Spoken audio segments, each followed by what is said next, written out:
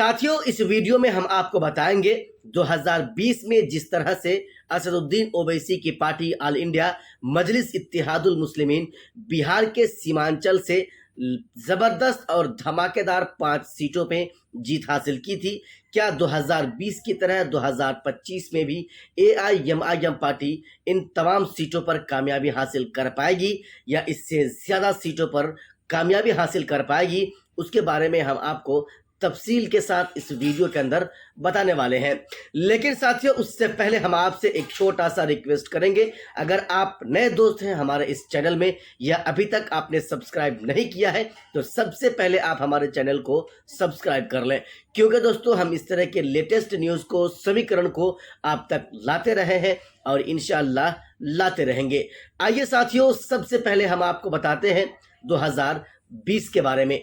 2020 में बिहार में विधानसभा का जो चुनाव हुआ था उसमें ऑल इंडिया मजलिस इत्तेहादुल मुस्लिमीन पार्टी को किशनगंज, अररिया और पूर्णिया मिलाकर 5 विधानसभा सीटों पर एमआईएम पार्टी के विधायक जीते थे और जीतकर बिहार विधानसभा पहुंचे थे। जी हाँ साथियों, 2020 में एमआईएम पार्टी का जितना क्रेज था उससे कहीं ज्यादा 2025 में देखने को मिल रहा है, ऐसा एहसास और महसूस हो रहा है। लेकिन जब 2025 में टिकट बंटवारे की बारी आई, जब टिकट का बंटवारा हुआ, जब नामों का ऐलान हुआ, तो 2020 की तरह 2025 में हालांकि 2020 से ज़्यादा इख्तिलाफ देखने को मिला, यानी कि नाराज़गी 2025 में 2020 से ज़्यादा देखने को मिला। 2020 में इतने लोगों ने पार्टी से इस्तीफा नहीं दिया था। 2020 में इतने लोगों ने एमआईएम पार्टी के खिलाफ अपने ही लोग चुनाव नहीं लड़े थे। लेकिन 2025 में कई चीज़ें हैं जो अलग देखने को मिली हैं। सबसे ज़्यादा है कि एमआईएम पार्टी से लोग बगावत ज़्यादा कर गए। आज के डेट में अगर आप देखेंगे तो एमआईएम पार्टी के बड़े बड़े नेता कोई भी आज एमआईएम पार्टी से जुड़ा हुआ नहीं है। सिर्फ महज अगर आप अख्तर उल इमान को छोड़ दें, आदिल हसन आज़ाद को छोड़ दें, इश्तियाक अहमद साहब को छोड़ दें, इनके अलावे पुराने कार्यकर्ता को अगर आप देखें, मौलाना अब्दुल्ला सालिम चतुर्वेदी साहब वो नहीं है, राशिद अनवर साहब अररिया विधानसभा से वो नहीं है, मौलाना मुफ्ती अतर जावेद साहब ठाकुरगंज विधानसभा से वो नहीं है, मोहम्मद इशहाक साहब किशनगंज विधानसभा से वो नहीं है, मुखिया जफर असलम साहब वो कोचधामन विधानसभा से वो नहीं है। कुल मिलाकर कई बड़े बड़े चेहरे थे पहले जो अब एमआईएम पार्टी के साथ नहीं है। इन लोगों को भरोसा दिलाया गया था, इन लोगों को ये कहा गया था कि आप क्षेत्र में काम करें, सर्वे कराया जाएगा और सर्वे में अगर आपका नाम आएगा तो आपको टिकट दिया जाएगा। लेकिन होता क्या है साथियों, इन तमामों में से तमामों का नाम सर्वे में नहीं आ रहा है। महज उन लोगों का नाम सर्वे में आया है जो लोग बस पूंजीपति हैं, जो लोग करोड़पति हैं, बस उन्हीं लोगों का नाम सामने आया है। उनके अलावा इन तमामों में से इन गरीब लोगों को या इन निचले तबके के लोगों का किसी का नाम सर्वे में एमआईएम पार्टी के पास नहीं गया है, जिसकी वजह कर इन तमामों को टिकट नहीं मिली है। इसका रिएक्शन तो साथियों क्या हुआ, ये सब के सब एमआईएम पार्टी से इस्तीफा दे दिए, एमआईएम पार्टी के सभी पदों से इस्तीफा दे दिए।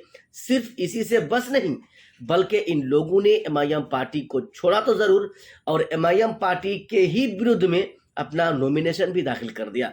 जी हाँ, मौलाना अब्दुल्ला सालिम चतुर्वेदी साहब एमआईएम पार्टी के खिलाफ में जोकीहाट विधानसभा से नामांकन कर दिया। वहीं मौलाना मुफ्ती अतर जावेद साहब ठाकुरगंज विधानसभा से एमआईएम पार्टी के विरोध में इन्होंने भी आज़ाद उम्मीदवार के तौर पर नॉमिनेशन पर्चा दाखिल कर दिया है। अगर सीधे सीधे शब्दों में आपको बताऊं तो ये दोनों उम्मीदवार जो चुनावी मैदान में हैं तो ये नुकसान किसको पहुंचाने वाले हैं? जाहिरी तौर पर ये एमआईएम पार्टी को नुकसान पहुंचाएगा और एमआईएम पार्टी का जो सपना है, जो जीतने का जो जुनून है, उसको ये दोनों उम्मीदवार तोड़ने में एक अहम रोल निभाएगा, भूमिका निभाएगा। मौलाना अब्दुल्ला सालिम चतुर्वेदी साहब जोकीहाट विधानसभा से जोकीहाट में मुखिया मुर्शिद को उम्मीदवार बनाया गया। हालांकि 2020 में शाहनवाज आलम वहां से एमआईएम पार्टी के सिंबल से चुनाव लड़कर विधायक बने थे और अब की बार वो राजद से उम्मीदवार हैं। वहीं पर मुखिया मुर्शिद आलम साहब एमआईएम पार्टी से लड़ेंगे और एमआईएम पार्टी के ही विरोध में वहां पर मौलाना अब्दुल्ला सालिम चतुर्वेदी साहब ने अपना नामांकन पर्चा दाखिल कर दिया है, भर दिया है। जी हाँ साथियों, वही आप देख लीजिए 2020 में ठाकुरगंज में एमआईएम पार्टी को 18 से 20 हजार वोट मिला था और अब की बार जब चारों तरफ मजबूती के साथ चुनाव लड़ा जा रहा है, महागठबंधन वाले पूरी ताकत झोंक झोंक दे चुके हैं। एनडीए गठबंधन के उम्मीदवार गोपाल कुमार वो भी अपनी पूरी ताकत झोंक दिए हैं। तीसरी तरफ जनसुराज पार्टी के मुखिया इकरामुल हक वो भी अपना जो है पूरी ताकत झोंक चुके हैं। चौथी तरफ फिर से वही मौलाना मुफ्ती अतर जावेद आज़ाद साहब, जिनको एमआईएम पार्टी ने टिकट नहीं दिया, वो भी आज़ाद उम्मीदवार के तौर पर अपना नामांकन पर्चा दाखिल कर चुके हैं। सीधे सीधे तो तौर पर साथियों एमआईएम पार्टी को यहां पर भी नुकसान पहुंचाया जाएगा मौलाना मुफ्ती अतर जावेद आज़ाद साहब कासमी के बारे में या उनके तरफ से। साथियों हम आपको अगर बताएं तो आखिर एमआईएम पार्टी वाले इन दोनों उम्मीदवारों को टिकट क्यों नहीं दिया। मौलाना मुफ्ती अतर जावेद आज़ाद साहब एक गरीब इंसान है, ये करोड़पति नहीं है, लेकिन इससे ज़्यादा दौलत रखने वाले मौलाना अब्दुल्ला सालिम चतुर्वेदी साहब हैं। मौलाना अब्दुल्ला सालिम चतुर्वेदी साहब को टिकट नहीं दिया गया। जी हाँ साथियों, एक तरह से अगर आप देखेंगे तो बिहार विधानसभा चुनाव में 2020 में जिस तरह से एमआईएम पार्टी को कामयाबी मिली थी, 2025 में उस तरह की कामयाबी नहीं मिलती नजर आ रही है। साथियों हम आपको अगर बताएं 2020 में बहादुरगंज में एमआईएम पार्टी की तरफ से अनजार नईमी साहब धमाकेदार जीत हासिल किए थे और बिहार विधानसभा पहुंचे थे।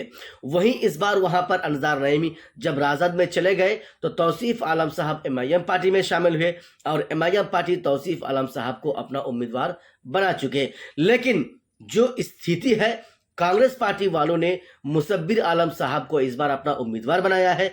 वो मुसब्बिर जो लगातार चुनाव हारते आ रहे हैं, लगातार दूसरे पोजीशन पे रह रहे हैं, तो क्या इस बार सहानुभूति वोट इस बार मुसब्बिर आलम साहब को मिल जाएगा? क्या इस बार लोग मुसब्बिर आलम साहब का साथ दे देंगे? अगर ऐसा सोच लिए कि भाई साहब बार बार मुसब्बिर आलम साहब चुनाव हार रहे हैं, इस बार मुसब्बिर आलम साहब को सब मिलकर चुनाव करें, वोट करें, तो इस बार भी ऐसा हो सकता है कि बहादुरगंज विधानसभा से तौसीफ आलम साहब फिर से चुनाव हार जाएं और मुसव्विर आलम साहब जो बार बार चुनाव हार रहे हैं, सेकंड पोजीशन पे आ रहे हैं, अपनी सारी जिंदगी को बर्बाद कर चुके वो इस चुनाव के चक्कर में इस बार वो चुनाव जीत सकते हैं, ऐसा लग रहा है। वहीं पर साथियों कोचाधामन विधानसभा की अगर हम बात करें तो सरवर आलम साहब को ओवैसी ने एमआईएम पार्टी ने अपना उम्मीदवार बनाया और वहीं पर राजद वालों ने इजहार अशफी का टिकट काटकर वो इस बार मास्टर मुजाहिद आलम साहब को वहां से उम्मीदवार बनाकर चुनावी मैदान में उतार दिया है। ऐसे में मास्टर मुजाहिद आलम साहब के सामने कोई टिकने वाला नहीं है। ये हम नहीं, ये हमारी टीम नहीं, ये पूरा कोचाधामन वाले कह रहे हैं। चूंकि मास्टर मुजाहिद आलम साहब एक अपने ब्रांड है और उसके आगे किसी को भी टिकना मुश्किल लग रहा है। वहीं पर साथियों रुकनुद्दीन साहब के बारे में अगर हम आपको बताएं तो रुकनुद्दीन साहब का भी जब वो आरजेडी में गए, राजद में गए और उनको भी टिकट काटकर हाजी सुभान को वहां से उम्मीदवार बना दिया गया। तो कुल मिलाकर साथियों ऐसा लग नहीं रहा है कि अख्तर उल ईमान साहब को छोड़कर एमआईएम पार्टी किसी भी विधानसभा से चुनाव जीतने जा रही है। हालांकि अगर आपको मैं खुलासा एक कलाम बताऊं तो 2020 में जितनी सीटों पर ओवैसी की पार्टी को कामयाबी मिली थी उसके कई गुना नहीं बल्कि उससे कम सीटों पर इस बार एमआईएम पार्टी चुनाव जीतने जा रही है। हालांकि ये सच्चाई है, किसी को अच्छा लगे बुरा लगे उससे हमें कोई मतलब नहीं है, लेकिन साथियों ये सच्चाई है, ये असलियत है जो हमें और आपको मानना पड़ेगा।